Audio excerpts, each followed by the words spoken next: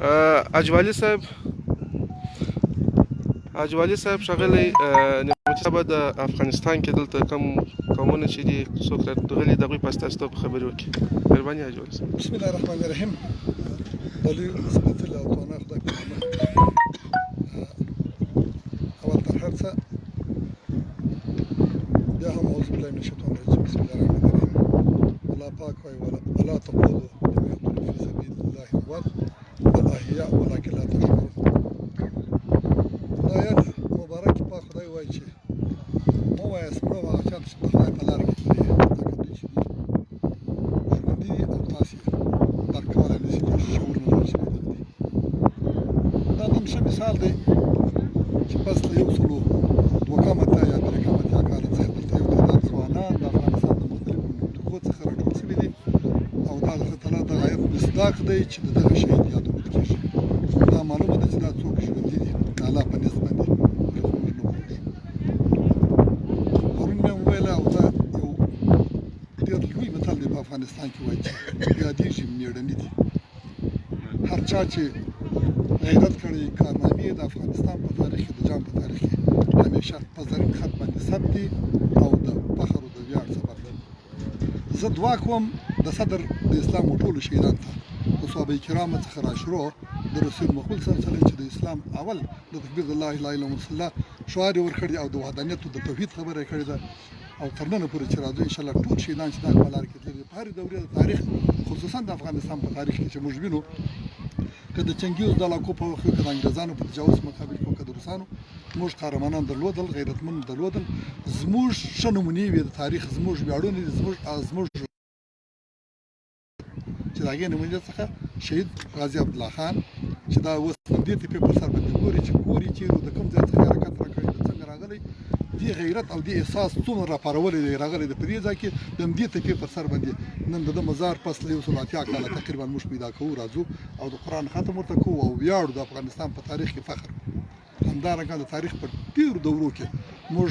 په دا معاصر تاریخ په دا معاصر جهاد کې د روسانو په تجاوز کې د افغانانو شاکاري د افغانستان په هر ولایت کې موږ ډېر قهرمانان شهیدان ورکړي دي. دلته اوس موږ یعنې ذکر یې بیخي قابل د ګنجایش نه دی چې موږ یاد ډېر غیرتمندان تللي دي چې هغه بیا ټول دغه ځوانان ته دې بچو ته دې نسل ته یو تاریخ دی هغه یو رهبري دی لارښودنه ده. ګرانو عزیزانو دا د تاریخ غټه هستي ده. تاسې نن دا ځوانان دا بچیان چې دلته ناست دي تاسو پېژنئ پوښتنه کوي سوال کوي چې غازي عبدالله خان څوک و. دلته سوال خپله بیا حلوي ګوري مثلا د دوستانو څخه د مشرانو ته پوښتنه کوي چې غازي عبدالله خان د تاریخ د افغانستان داسې یو غیرتمن و چې کله انګریزانو په افغانستان باندې تجاوز وکړي دی یو مجاهد مسلمان مجاهد و دی د مجاهدینو رهبرۍ څخه یو ستر غړی و یو د هغه وخت د جاد د اسمان یو ځلانده ستوری و چې هغه راغی او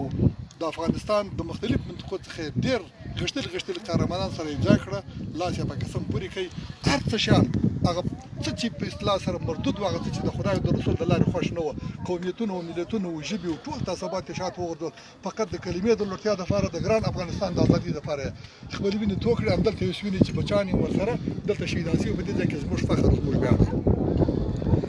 زما ګرانو ځوانانو بچیانو ستاسې آینده تاریخ لري. زه خپله د خپل خدای حمد و ثنا وایم په وخت باندې چې کله داسې تاسې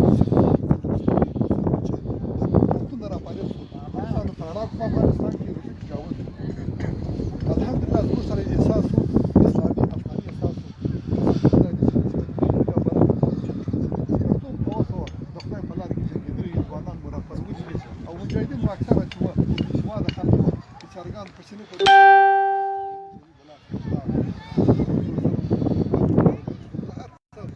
ناپالو د مرضو د وژلو لپاره بخار لرمه چې ډېر ځوانان ګوره زه زما ورور چې مو بغل ته ناست دی چې دا ګلداد صاحب همداسې کارمانده وروڼه چې د دې ټولو ستاسې پلرونو ستاسې کاکاګان ټوله د دې وطن په ازادۍ کې په خپل وخت کې جنګېدلي دي او په دې باندې پوه شئ چې د حق او د باطل مبارزه په ټول کې دا نړۍ روانه تاسو به کوشش کوئ نن په یو شکل باندې موږ یې ورته د غزل په وخت کې انګریزان جواز کړو زه وخت روسانو مخکې د خوشحال خټک په وخت کې مغولانو او چنګیزانو دغه نه مخکې علاقو ټول په دې وخت کې دنیا کې ظلم نه دی ختم شوی همیشه راځي ظالمان پر بل باندې حمله کوي یو د بل حقوق پایماله کوي ازادي یا ازادي زموږ حق دی دا انسان حق دی اسلام زموږ حق دی زموږ عقیده زموږ حق دی جنګېدلو تاسو هم دا راځو ده چې دا تاریخ ان شاء الله ولولئ په دې تاریخ ځان پوه کړئ د اسلام په تاریخ د جهاد په تاریخ باندې ان شاء الله الرحمن زموږ اخري خبره دا ده چې خدای ته مجاهد ورسو خدای تعالی ته غازی ورسو خدای تعالی ته شهیدان ورسو د حق شهیدان ورسو دا په لاره کې شهیدان ورسو کلمې د لوړتیا د لپاره د خپل خاور ساتلو لپاره جنګېدل وسو موږ فخر کوو ویاړ لرو چې موږ داسې مشران لرو موږ داسې د تاریخ د جهان د اسلام د تاریخ ستوري لرو ځلانده ستوري لرو نن د هغو پر نقش قدم باندې قدم ایږدو او دا لار ان شاء الله تعقیبوو ان شاء الله الرحمن په تاسو باندې هم د هغې وینې څه پیدا یاست د هغه دغه خاورې بچیان یاست د همدې سپین زړونو د دې اولاد یاست نسل یاست امیدوار یم چې تر موږ به ان شاء الله الرحمن هم غیرت ډېري هم به ان شاء الله اسلامي عشق ډېري هم به اسلامي او افغاني احساس ډېري که خدای کول نه به خدای یېروي نه به کلمه یېروي نه به ګران افغانستان جوړ ژوندي اوسئ سلامت اوسئ تشکر سلام علیکم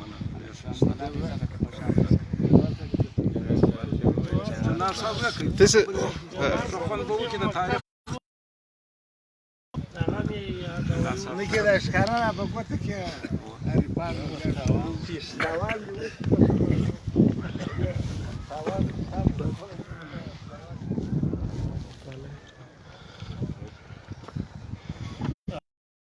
الشيطان الرجيم بسم الله الرحمن الرحيم فضل الله المجاهدين بأموالهم وأنفسهم على القاعدين درجة صدق الله العظيم محترم افغان صاحب چې د کلای عبدالله څخه راغلی دی محترم والي صاحب وکیل صاحب وزیر صاحب او ټولو حاضرینو ته السلام علیکم ورحمت الله وبرکاته زما خبرې ډېر وځوانان ته متوجه دي تاسو پوهېږئ چې جنګونه څو اړخونه لري په جنګ کې قوه او محیط و اراضي او استخبارات د جنګ سترګې دي د حکومتونو سترګې دي او ډېر رول په جنګونو کې استخبارات لري مکناټن وزیر اکبر خان ته وویل چې ته یا د شاه شجاع پر ځای او یا د ده معاون ټاکو نو هغه وویل چې زه مشوره کوم په عین وخت کې مکناټن امین الله خان لوګري میر مسجد خان او غازي عبدالله خان ته خپل جاسوسان واستوله چې غازي اکبر خان زموږ سره یو پوسټ قبول کړی دی خو په د دې په معامله کې تاسې وژني خو غازي اکبر خان صادق افغان و هغه ولاړی د دې سره حاضر شو چې ما ته داسې پوسټ یې منلی دی چې تاسې خوښه ده چې زه دا پوسټ قبول کړم او هلته ورننوځم چې بیا هلته ښه کار وکړی سم دوی ورته وویل چې موږ ته خو بله کم خبر راغلی دی نو بیا وزیر اکبر خان سره میر مشتي خان خپل ورور ورسره کوي چې ته ولاړ شه د مکناټن سره خبرې وکړه هغه غوښتنه وکړله د وخت د ټایم مکناټن چې به یو ملاقات تر 1000 نفره ډېر آماده کول خو دا عجله غوښتنه وه او مهمه موضوع یې ورته مطرح کړله هغه ونه توانېدی چې ټول پرسونل حاضر کړي د ځانه سره یو لږ تعداد کسان راوستله چې د سره مجلس ته حاضر شو د امیر مسجد خان ورور ورسره دی هغه ته یې وویله چې ته مکناټن ته وویله چې ما تا ته څنګه ویلي وه چې زه څوک وژنم هغه تعجب کې شو چې ولا دا زما موضوع افشا شوې ده نو بیا هغه توپنچه چې غازي اکبر خان ته مکناټن ورکړې وه هغه توپنچه یې په راوکښه او دی یې پر داستر بیا انګریزانو په خپل ټول توان او خپل اقتصاد سره ونه توانېدل چې غازي عبدالله خان یا امیر مسجد خان یا امین الله خان لوګری شاته کړي مګر دوی خپل په استخباراتي جاسوسانو سره وکولی سوای چې یو داسې ستر غازي چې هغه یو نفر اجنټ یې رانیوي ستر غازي عبدالله خان مجاهد یې په شهادت ورساوه چا د خوا ووه دا استخباراتي لوبه وه نو تاسې ځوانان باید ټول د دښمن استخبارات هغه ډېر قوي کار کوي یو پله یې غوښته چې تفرقه واچوي بیا یې پیسې مصرف کړلې چې په هغه کې دوی په جنګ کې شاته کړي خو هغوی ونه منل د خپل افغانیت او اسلامیت تېر نه شوله اخر یې داسې وکړه چې خپل یو جاسوس یې توظیف کړي چې دا د استخباراتو اخرینه فیصله ده چې په څوک رانیول کېږي نه تفرقه اچول کېږي نه نو باره یې وژني. دا ځوانان باید متوجه شي چې دښمن اولینه هدف یې دا دی چې موږ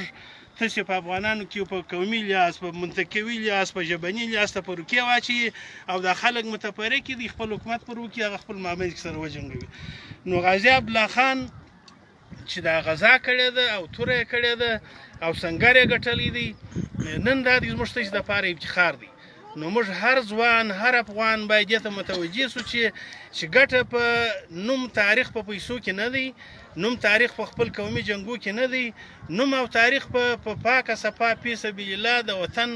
د ارضي تمامیت لپاره او د خپل ملک د ګټو لپاره چې څوک قرباني ورکړي هغه تاریخ ګټي. چې دا دی نن 178 کاله بعد یو ملک زعیم را ولاړیږي او دې ته متوجه کیږي چې نن د غازي عبدالله خان قبر پیدا کیږي او هغه جوړیږي چې دا یو تاریخ جوړ شي د افغانانو لپاره. نو زموږ ځوانانو ټول باید متوجه موږ ته چې خدای اتحاد او اتفاق راکړي چې موږ په دغه طبیعي ځو چې دا ټول د دښمن توطیې دي د استخباراتو توطیې دي چې یا مو پر پښتون پر تاجک ویشي پر هزاره مو ویشي او یا مو پر خیل باندې ویشي یا مو پر لر و بر باندې ویشي. موږ ته ټول چې د افغانستان په جغرافیه کې ژوند کوي هغه ټول یو افغانان دي او متحدانه عمل به کوو او ټول به متحد کیږو د ټولو څخه مننه. خدای مو روغ جوړ لره.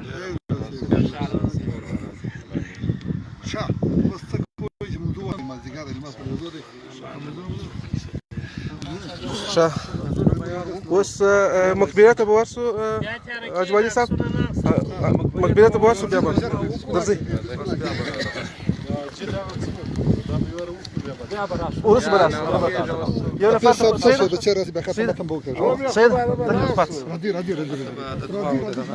هلته چې واخیسته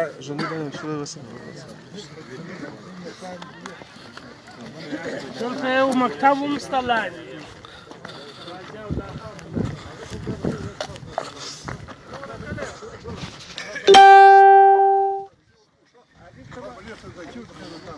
دلته ښکته یو دوه مکتبه وو یار د یوه ځای انتقال شوی دی بل ځای له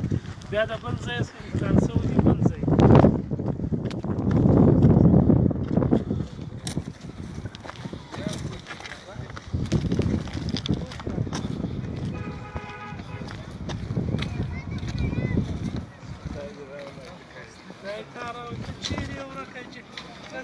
بل په لاس کې لا کولو هغه نشته. بوتل په باندې عکسونه اخلي دا خو افغان سره ویډیو کوي عکسونه ما دا د افغانستان چې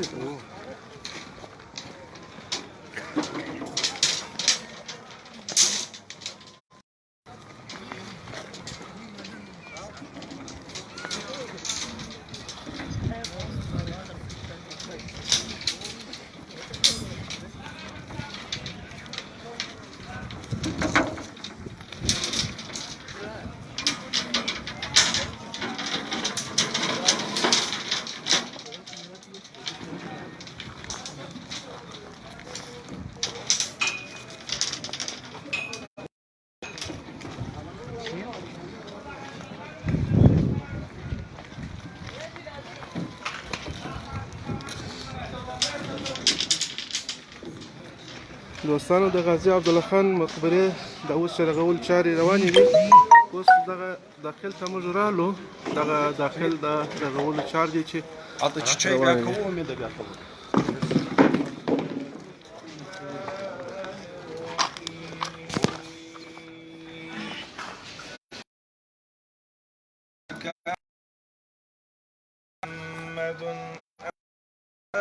أحد من رجالكم ولكن رسول الله وخاتم النبيين وكان الله بكل شيء عليم.